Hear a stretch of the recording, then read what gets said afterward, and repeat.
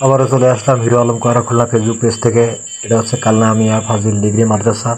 এইখানে আমাদের শাহ আলম ভাইয়ের নামাজের জানাজা অনুষ্ঠিত হইবে।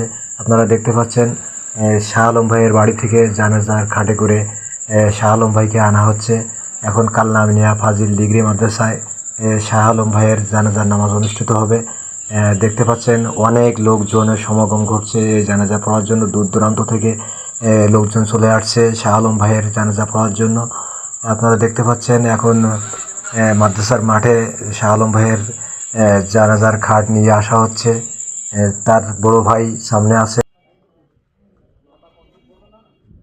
আলমগীর মোল্লা, উনি আছেন খাটের সামনে এবং সাথে তার আত্মীয়স্বজনরাও আছে। সকলেই মিলে এখন মাদ্রাসার মাঠে একত্রিত হয়ে শাহ আলম ভাইয়ের নামাজে জানাজা অনুষ্ঠিত হবে।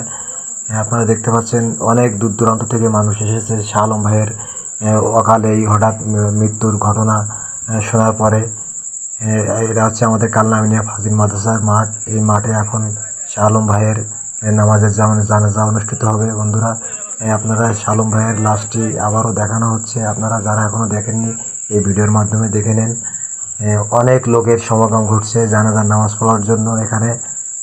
তো হিরো আলম কয়রা খুলনা পেজের পক্ষ থেকে আমি আপনাদেরকে দেখানোর চেষ্টা করছি। বন্ধুরা, একটু বাদেই জানাজার নামাজ অনুষ্ঠিত হবে।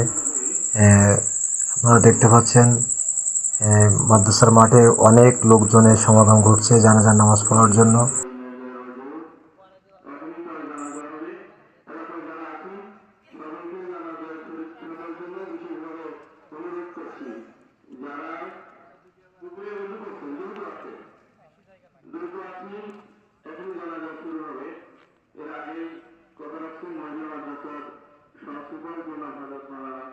তো দর্শক, শাহ আলম ভাইয়ের জানাজা নামাজ অনুষ্ঠিত হচ্ছে এখনই।